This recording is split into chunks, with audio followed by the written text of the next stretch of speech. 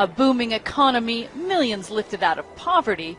This Johnny Walker ad summed up national and international sentiment around 2010 pretty well.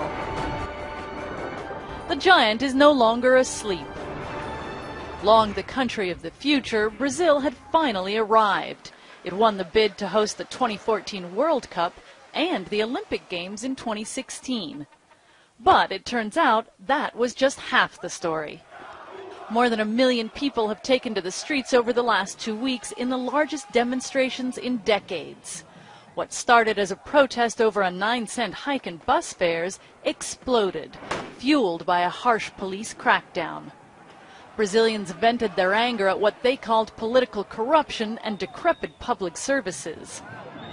Protesters turned to social media to urge a boycott of the World Cup. A country where 13 million of people are underfed every day and where many, many other people die waiting for medical treatment. Does that country need more stadiums? Most people demonstrated peacefully, but some elements broke into looting and vandalism. Police used tear gas and rubber bullets. After initial silence, President Dilma Rousseff tried to convince protesters she was listening. The streets are telling us that the country wants quality public services, she says. They want more efficient mechanisms to fight corruption and to ensure the good use of public funds. The president proposed more than $20 billion in investments in urban transport, vowed to use oil revenues for education, and to import foreign doctors.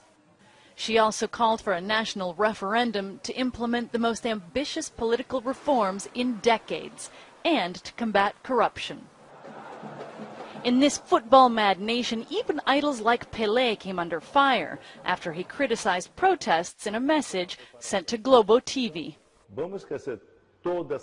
Let's forget about all this confusion in Brazil, all these protests, he says, and let's think that the Brazil team is our country, our blood, and support them.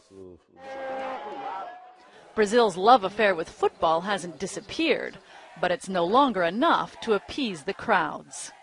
Brazil is undoubtedly better off than it was 20 or even 10 years ago, but expectations are also higher. In fact, people are preparing to head back out on the streets to protest against corruption and, yes, stadiums, even where Brazil is playing.